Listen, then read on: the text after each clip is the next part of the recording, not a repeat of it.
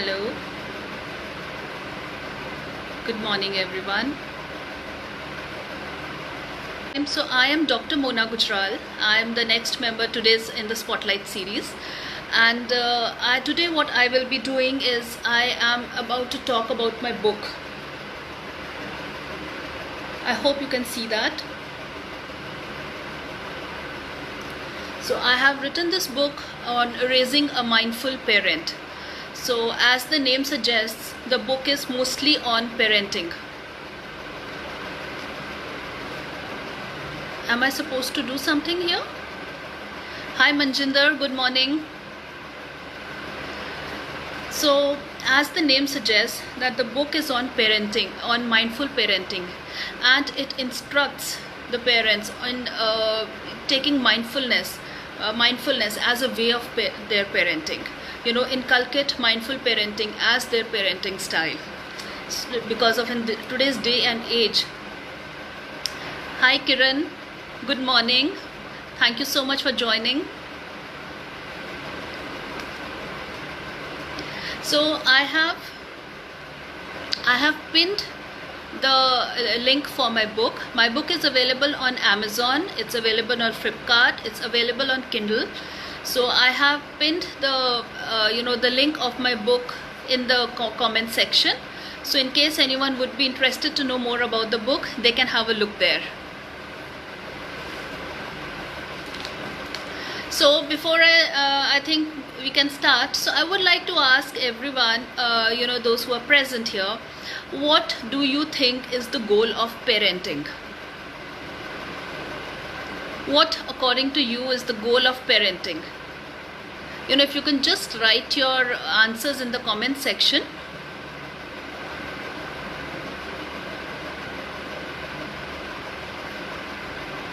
How to listen mindfully as a parent and as an individual. Right, Komal, I will come to this question.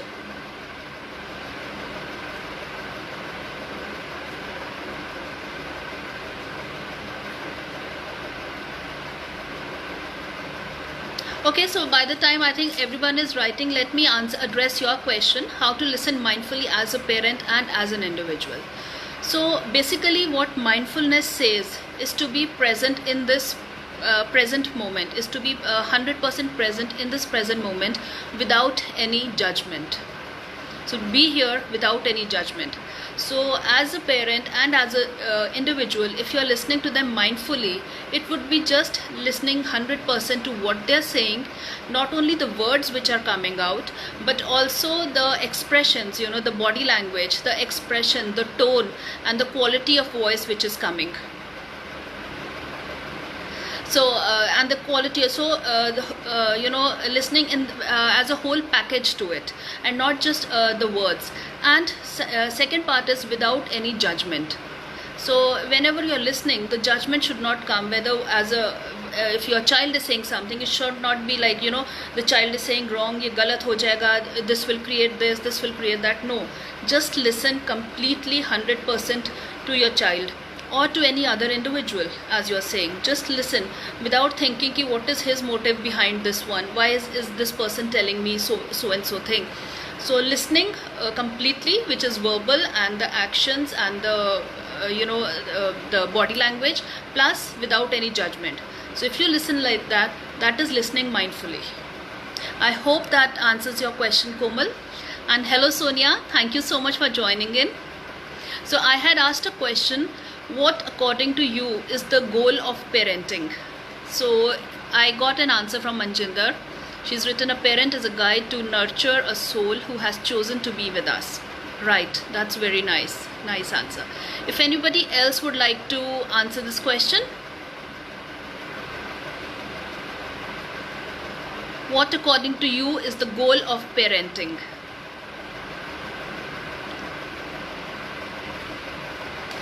So according to so yes, I mean, what Manjinder has added.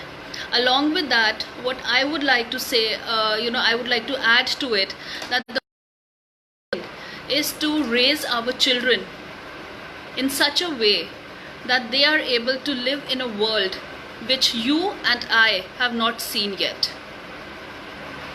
So our children, we are raising our children not for today, we are raising our children for 10 to 15 years from tomorrow, right Sonia, to guide your children, right? So we are raising our children. Yes, that is the question. So we are raising our children to live in a world which is 15 or 20 years away from us as of now, in future. So we don't know how the world is going to look like that at that time. So we are raising our children to be in that situation, not only to live in that situation, but to be accomplished, to be an accomplished individual in that situation. Probably 15 to 20 years from now, we would be living on the Mars or the moon. Man would have colonized there, or so many things would be happening. Right now, for example, look at the corona situation. Nobody knew that corona situation is going to come, but it is here and we are dealing with it.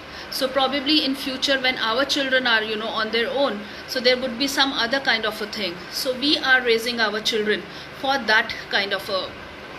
Kiran has written an answer: to see our children successful in every field. Yes, that is also the thing. Yes, that is also why we raise our children. What is the goal of parenting?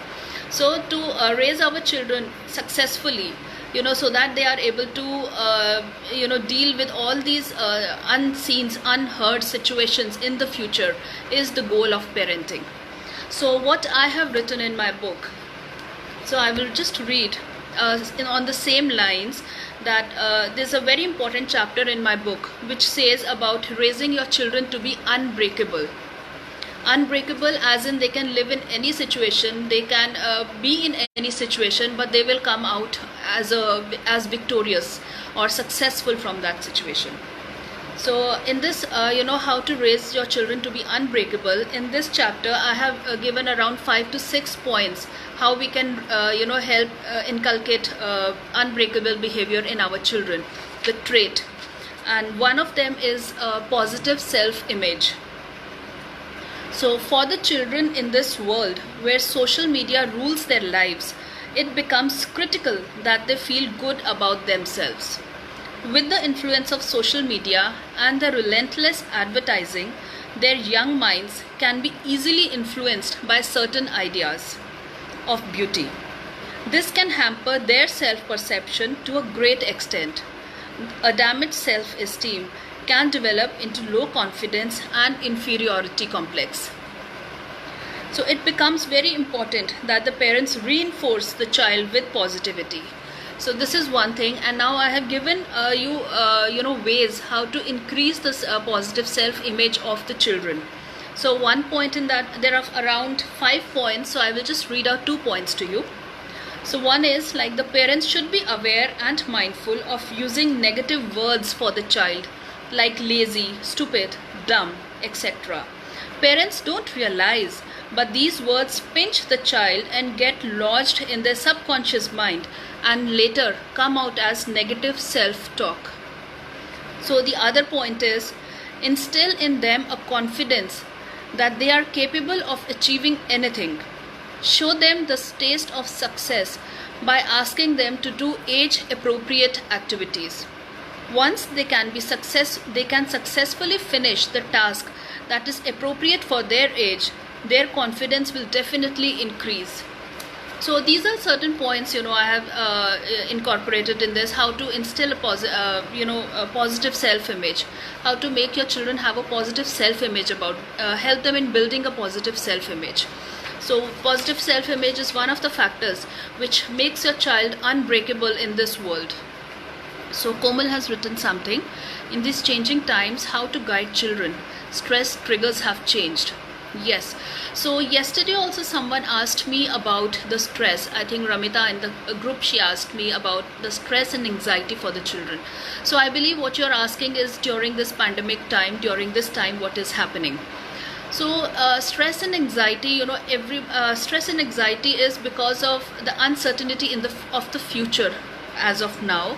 The children basically have it because they don't know when their schools are going to open, when they are going to meet their friends, when they are going to go to school again, meet their friends, do their curricular activities. Hi Minakshi, thank you so much for joining. Good morning. So these are the the stress and anxiety in the children are. And similarly, the adults, the parents are also going through their own set of anxiety and stress, which is in the form of again the uncertainty of the future, and also that there might be and some financial implications because of this pandemic. So the parents have their own level of stress and anxiety. So how to deal it with in children is, hello Neelam, good morning, thank you for joining. So yes, so how to deal it, help children deal with it. Number one is, so the parents have to keep themselves calm first. You have to calm your anxiety and stress levels. So once you are calm with your own anxiety and stress levels, you will be otherwise if you are in a state of anxiety and state of stress, it spills over to the child. When the child sees the parents in a very stressed out state, the children do get stressed themselves. So to calm the children, the parents have to be calm themselves first. Hi Gitanjali, thank you for joining. Hi Neha, welcome, thank you for joining. So this is one thing about the stress and anxiety. The other is, give positive reassurance to the children. So just tell them that we are going to get over this phase of this situation sooner, very soon. So I mean, there's a lot of uncertainty, but tell them that yes, it is going to take time, but we all will be out of this situation, and it will be in a positive world. What the new world would be, everybody would be equipped to deal with that kind of a world, what we are coming out of this pandemic. The third step would be that do not structure the day of the child in these pandemic days that the children are at home. I think other than the online classes, do not try to form a structure to their day. Just give them some free time, just let them what they want to do inside the house. They are in a safe environment, so you don't have to worry about where the children are going. So they are in the same safe environment, let them be on their own. So that will help the children deal with the stress and anxiety a little bit. They will be little easy, little calm down. Do not structure their day. And the fourth point would be, it is a good idea to teach some sort of pranayam to your child. So pranayam is kind of a breathing. So these breathing techniques, even the government of India is saying, for this COVID situation, we should have some form of pranayam. And also this pranayam helps in releasing of the stress and anxiety. So I think this is the question which I answered. So we'll move on with the book now. So I talked about raising your children to be unbreakable, and on the same lines I would like to talk about that we as parents, we should tell the children about the difficult times that we are facing. We should not hide things from our children. This is what I have written in the book. So how to instill a positive mindset in your children, how it will help. So this says, there is a chapter in this which says that be honest to your children about your own testing times. Hi Chitra, good morning, thank you for joining. So this says, I'll just read an excerpt from the book. If you are being honest to your children about low phases in your life, you as a parent are doing them a favor. The children, when faced with any difficult situation, will be familiar to it. They will know how to tackle it the way their parents did. So show them how you are keeping the positive energy and thoughts flowing. By doing this, you are planting in them the seeds of these values, and they will sprout when the time needs.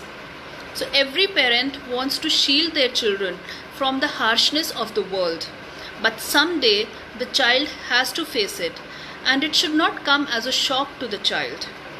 Instead, they should be so capable that they come out of it stronger than before. This can only be achieved when they are familiar with failures and have seen people defeating it. So this is what I read from my book. So that is another very important chapter on how to instill a positive mindset in your children. So it just says that we should not hide our children from all the difficult situations we are facing. Of course, it has to be age appropriate. So the small child should not be subjected to more than they can understand. but it should always be there. We should not always hide our children from any kind of harshness or the negative realities of the world. After all, they have to face it, and it's better that they come to know of everything through us rather than on their own as a shock. So this is something which was in the book. So this goes well for the corona situation also. So I would like to ask, how many of you who are watching, how many of you have actually made your child sit with you and talk about the corona situation? How many have actually, you have sat with your children and told them the true facts of what is happening in the world in this pandemic, in this day of pandemic? Hi Purnima, great to see you. Thank you for joining. So can I have some yes or a no as an answer? So I just asked that how many people have actually told their children about the corona situation, like what I read from the book. That, so how many people have actually spoken to their children about the corona situation? So as I read from the book and what I mentioned from the book, so it is very important. Yes, Neelam. Yes, yes, Priya. So this is very important that we tell them not only about the virus, that what is the virus, what is this disease is spread of, and how it spreads, how to protect ourselves, how to protect others. These are the basic things, but we have to tell them that yes, it is quite a scary situation to be in. Right, Manjinder says yes, I have you have explained it to them. Komal also says yes, Neha also says yes. Yes, so that is a very wonderful thing, that what I read from the book also, that we have to tell them that there is a lot of things going on in this world. We are confined inside our house. We don't know what is happening outside. We have to tell them that there are some financial implications also of this situation which is happening, and could be happening in your family also. So the children should be aware of that. And there are a lot of people who are losing their lives. So why is it important to protect ourselves and protect others? So that is a very important step. So I see so many people have already spoken and already doing it. So you're already on the way of mindful parenting, raising your children in a wonderful way. So next I will go one more very important chapter in my book is which deals with denial in parents. So many a times parents are they do not want to recognize or accept that their child is going through some problem. That problem could be a behavioral problem, that could be a learning problem, learning disability, or that could be a physical disability, or that could be I have a question. My little boy who is just 5, the focus was more on hand washing as kids. Yes, for child at the age of 5, that is the age appropriate thing for the child to know. Yes, so that's what I said, it has to be done age appropriately for how old the child is. Right, so I was on the denial in parents. So parents mostly don't accept that their child is having a problem.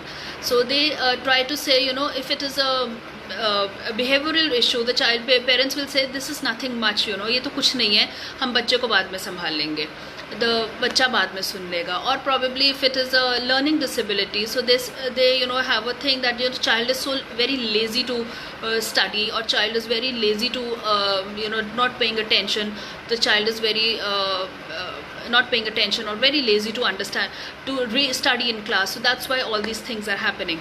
So we always have reasons why the children are doing this, and we try to cover any kind of a disability, any type of a problem with all these reasons that we say. Hi Preeti, good morning, thank you for joining.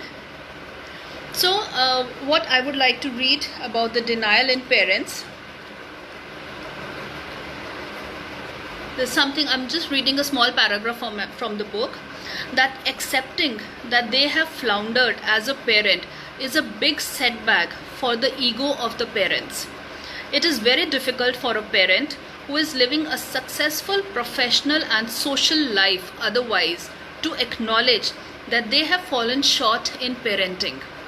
But let me tell you, these roadblocks in parenting will only be crossed over successfully if you take them head on. For the sake of a better future of your children, admit that they are going the wrong way. Accepting is half the battle won. After that, work it out with your children or take external help, probably of a counselor, but encourage your child to get the right attitude. So this is as I was talking. So denial in parents think, because it is if they admit that their child is doing something wrong, probably if their child is bully or their child is talking rudely to others, it reflects on them as their bad parenting. So because of that, they do not acknowledge the situation. But for the sake of the child, for the good of the child, it's better that the parents recognize that there is a problem and I need to fix it right now before it actually forms roots in the child. So I really need to fix the problem right now. So this is a very good example. There are a lot of children at certain age who are into substance abuse. So what happens, the parents, because of the shame for the society or what the people are going to say, if they know that my child is into something like that, they hide the problem. They say कि हम बच्चे को संभाल लेंगे, हम उसको discipline कर लेंगे, we will solve the problem. They try to solve the problem at their own level.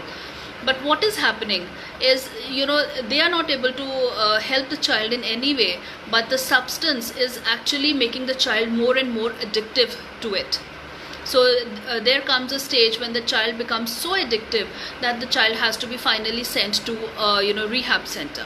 So the best part is accept it at the time when you saw it, so that you can take steps at that time, so that you can help your child to come out of it.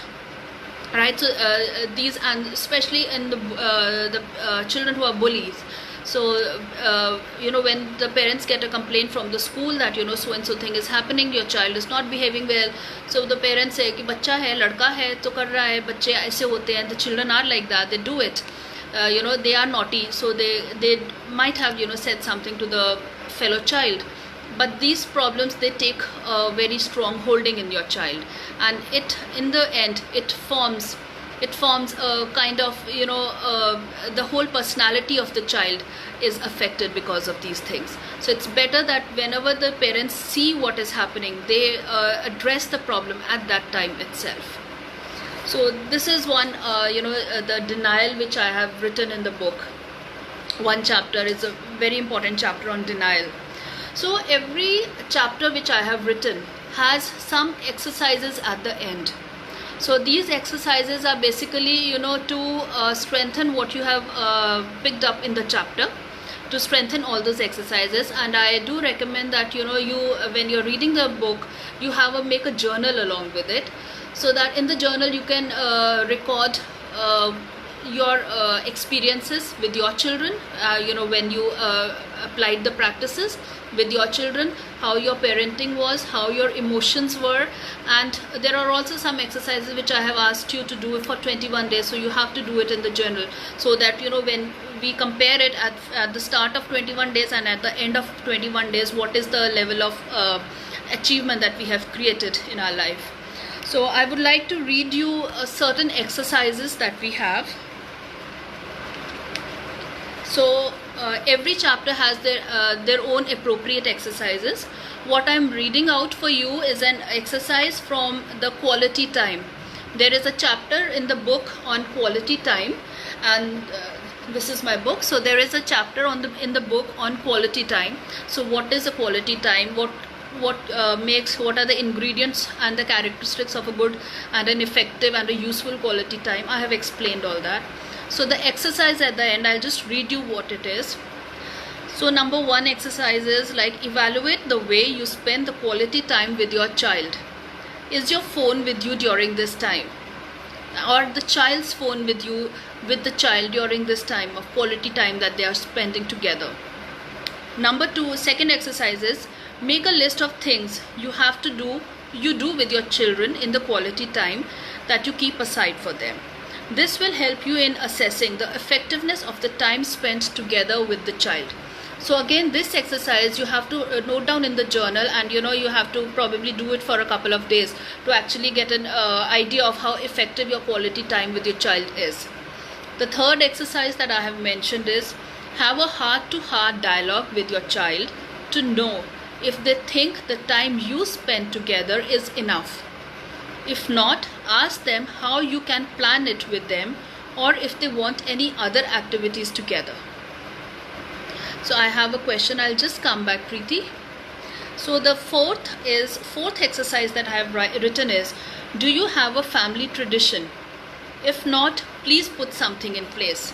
So traditions play a very important part in parenting, and they cement many things, as I have explained in the book. So you need to think over what traditions you have as a family with your children. Okay, Preeti has a question: how to approach a discussion on difficult topics like substance abuse, etc. Yes, that is you cannot if you ask a child directly, the child is not going to say yes, I am doing it. But as a parent, when you are actually very tuned into the child, you have that communication with the child, and you know how you are tuned in basically to your child, you will know the telltale signs that the child is going towards substance abuse, or the child is going to something which is out of the ordinary for the child. If your child is like a very calm and a quiet child, and suddenly the child changes, he becomes very extrovert or too much introvert, so there is something going wrong with the child, some telltale signs which will tell you that there is something wrong with the child. So if you are very tuned in, if you are very clued into your child, you will be very easily able to identify these points. So then comes then you have to approach the topic in a very sensitive way. Probably the best part would be not to ask the child directly, form a story around it, substance abuse, and it says so and so things, and then just observe how your child is reacting, to it. So those reactions will tell you that yes, this child is probably going that way. This is one. If you want to, if your question says that we should talk to the children to help them prevent it, then yes. Then also just say I read an article which says this and this things about substance abuse. So do you have an idea? Do you have an idea what substance abuse is? How it happens? Then you talk to the child. If that time the child will be very open. If the child is not into it, the child will be open to talk about it, not very excited to talk about it, but yes, they will hear you out. So but the important point is that take a story and make a story and say I read an article, or someone's mother told me about this, so I want to talk to you about it. What are the pros and cons, why it is bad, how it affects, so I want to talk to you about it. So approach this subject in that way. Yes, Manjinder, spending quality time with your children is really very important. So I think we have exceeded the time limit. We are already Preeti, I hope that answers your question, right? Or something you want more clarification on it, you can ask me. I think we have exceeded the time limit. The 30 minutes are already up. So I read some excerpts from my book. So this is what I read, some excerpts from my book. The book is on mindful parenting, how to form a mindful, raise yourself as a mindful parent. I have pinned the link of the Amazon in the comment section. I'd just like to end the live with one quote: raise your children so that they don't have to recover from their childhood. Raise your children so that they don't have to recover from their childhood. I would like to end the live. Thank you so much for watching. Thank you so much for coming. Bye bye. Take care.